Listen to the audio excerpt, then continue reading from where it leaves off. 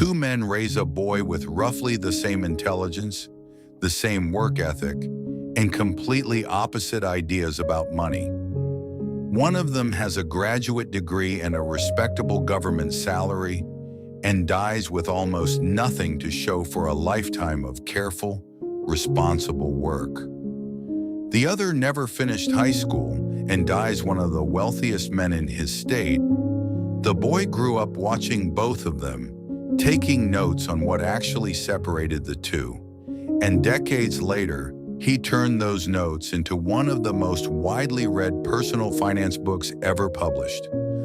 That boy was Robert Kiyosaki, and the book is Rich Dad, Poor Dad. The structure is simple. Kiyosaki grew up with two father figures.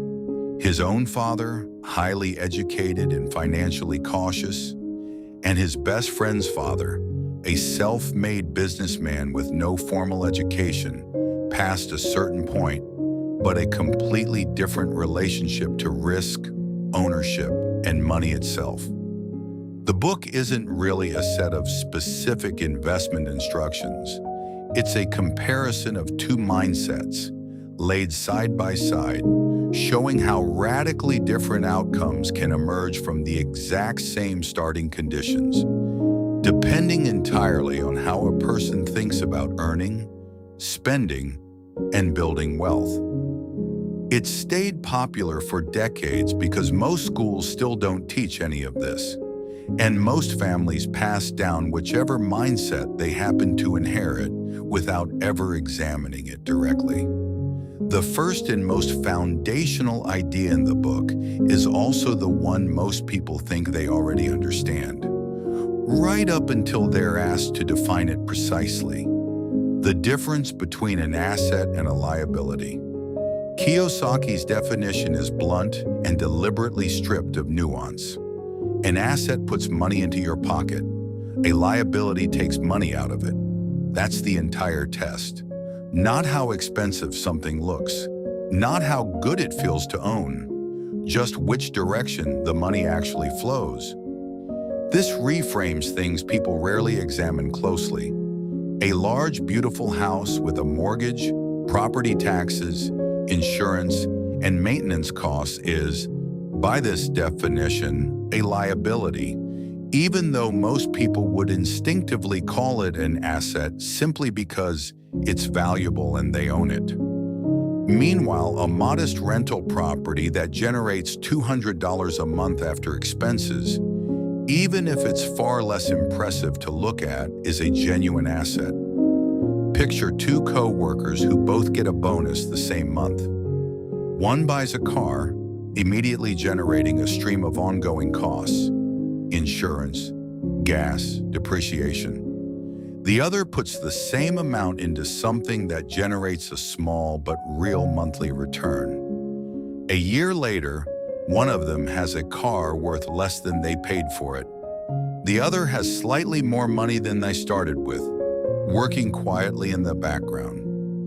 Neither purchase was irrational, but only one of them moved the owner closer to financial independence. And Kiyosaki's point is that most people never stop to ask which direction their money's actually flowing before they spend it. That distinction sets up the book's second core idea, which reframes the entire purpose of a paycheck. Most people are taught, explicitly or by example, to get a good, stable job and trade time for money for the rest of their working life. Kiyosaki doesn't dismiss having a job. He questions the assumption that a job alone is a viable long-term strategy for building real wealth, because a job, by its nature, stops producing income the moment you stop showing up. Working for money means your income has a hard ceiling attached directly to your own hours and effort, and it evaporates completely the day you can't or don't work anymore. Compare two people in their 50s. One has worked the same well-paying job for 3 decades, is excellent at it, and has been fully dependent on that single paycheck the entire time. The other has held a modest, unremarkable job for the same 3 decades, but used a portion of every paycheck consistently to acquire small income-generating assets along the way. By 50, the first person's income is entirely dependent on continuing to show up to that job indefinitely. The second person has built something that continues generating income, whether they show up or not. Kiyosaki's argument isn't that jobs are bad. It's that a job alone, without ever building anything that produces income independent of your own labor, leaves a person permanently one decision away from someone else deciding their financial future for them. This leads to what might be the book's most quietly radical idea, one that runs directly against how most families instinctively raise their kids around money. Financial literacy is a specific learnable skill, not a personality trait or a matter of luck, and most schools simply never teach it. People spend years learning history, literature, and algebra, and can graduate having never once been taught how compound interest actually works, how debt behaves differently depending on what it's used for, or how to read a basic balance sheet. Kiyosaki treats this gap not as a minor oversight, but as one of the primary reasons capable, hardworking people so often stay financially stuck despite doing everything they were told to do. Think about how differently two people respond to the exact same piece of financial news, say a stock market downturn. One person, without any real financial education, experiences it purely as fear and reacts by pulling money out at the worst possible moment, locking in a loss that a slightly better understanding of markets would have helped them avoid. The other, with even a modest working knowledge of how markets actually move over time, recognizes the downturn as a normal, survivable part of a longer cycle and does nothing or even adds a little more, precisely because they understand what's happening instead of just feeling it. The information available to both of them was identical. The outcome diverged entirely based on financial literacy, which is exactly Kiyosaki's point. Money decisions made from fear and money decisions made from understanding rarely land in the same place, even when the person making them is equally intelligent and equally hardworking. Closely tied to this is a phrase from the book that's easy to misread as selfishness, when it's really about ownership. Kiyosaki urges readers to mind their own business, by which he doesn't mean staying out of other people's affairs. He means something more specific. Your job title is not your business. It's income you're trading time for, on someone else's terms. And it's easy to spend an entire career mistaking your job for your actual financial life, while never building anything of your own on the side that belongs to you and continues working even when you're not. Picture someone who spends 15 years climbing the ladder at the same company, earning steady promotions, genuinely good at what they do. If that's the entirety of their financial life, their whole financial future is tied to one employer's decisions, one industry's health, one role's continued existence. Now picture that same person spending those same 15 years building something small and separate alongside the job. A modest portfolio of income-producing assets, a side venture, anything genuinely owned rather than merely earned through employment. The job might look identical from the outside in both scenarios, but only the second person has actually built something of their own underneath it, something that doesn't disappear the day the job does. Underneath both fathers' approaches to money sat something even more basic than strategy, and Kiyosaki treats it as the real dividing line between them. Their relationship to fear, specifically the fear of losing money.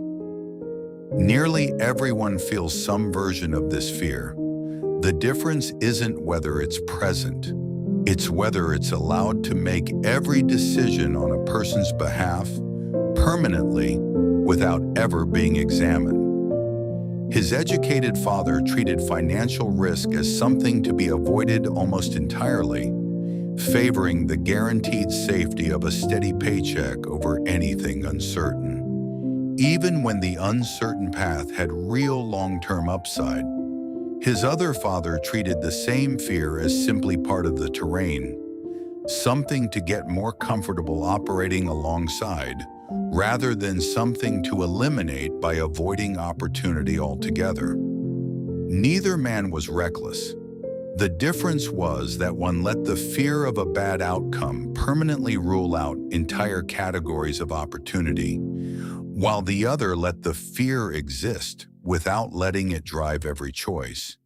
You see a smaller version of this in two people considering the same modest investment. One decides against it entirely, not because they've calculated the risk and found it too high, but because the mere discomfort of possibly losing money is enough to end the conversation before any real analysis happens.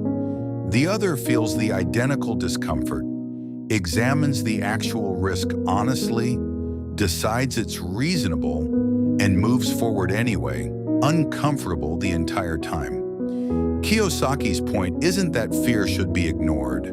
It's that fear left unexamined tends to masquerade as caution, when it's often just avoidance wearing a more respectable name. The last major idea worth pulling apart is less a strategy than a warning about the specific mental habit Kiyosaki considers the single biggest obstacle standing between most people and financial growth. And it isn't lack of money. It's the reflexive phrase, "I can't afford it," used as a conversation-ending statement rather than a starting question. He argues this phrase quietly shuts the mind down the instant it's spoken, closing off any further thinking on the subject. The far more useful and far more uncomfortable version of the same thought is, "How could I afford this?" Asked as a genuine question, the brain is then forced to actually work on. Watch how differently these two phrasings play out for two people considering the same opportunity, say a course that could meaningfully improve their earning potential, but costs more than feels comfortable right now. One says, "I can't afford it," and the thought simply ends there. The door closed, nothing further explored. The other asks, "How could I afford this?" and starts actually generating answers. Cutting a specific expense for 3 months, taking on one extra project, finding a payment plan, reallocating a bonus that would have gone somewhere less useful. The opportunity in front of both people was identical. Only one of them let their brain keep working on the problem instead of closing the door on it immediately. Kiyosaki's argument isn't that everything is instantly affordable if you just think positively hard enough. It's that the first phrase forecloses on possibility before any real thinking has even started, while the second one, even when the honest answer turns out to be not yet, at least keeps the mind actively engaged with the goal instead of quietly giving up on it. There's one more distinction worth drawing out, because it explains why two people can have access to the exact same information about an opportunity and walk away with completely different conclusions. Kiyosaki argues that people who build wealth tend to actively train themselves to notice opportunity, while people who don't tend to train themselves, often without realizing it, to notice reasons something won't work. This isn't about raw intelligence. It's closer to a habit of attention, reinforced over years until it becomes almost automatic. Picture two neighbors who each hear about the same modest local business for sale, priced below what it seems worth. One immediately runs through a list of reasons it's probably a bad idea. The market could shift. The timing feels off. Something might be hidden in the numbers. All reasonable concerns and sometimes correct. The other approaches the identical listing, already looking for the angle that could make it work, and only after finding a workable structure does he interrogate the risks seriously. Both people are being appropriately careful, but one of them trained their attention to default toward closing doors, and the other trained theirs to default toward testing whether a door might actually open. Over a lifetime of decisions, that difference in default orientation compounds into two very different financial outcomes. Even when both people are equally intelligent and equally cautious, once they actually engage with a real opportunity. Every one of these ideas laid side by side points back to the same underlying distinction the book keeps circling from different angles. Wealth was never mainly about how much money arrives in a paycheck. It's about which direction that money flows once it arrives, whether any of it gets converted into something that keeps producing on its own, and whether the mind behind all of it stays curious and engaged with money, or shuts down the moment a number feels uncomfortable. Two people can start in nearly identical positions and end up somewhere completely different. Not because one of them was smarter or luckier, but because one of them kept asking a slightly better question every time money showed up in their hands. Maybe the real lesson underneath all of it isn't a specific formula for getting rich. It's a quieter suggestion to actually look clearly and honestly at where your own money has been flowing all along, and to start asking every time it arrives what it might be capable of building instead of simply where it might be spent next.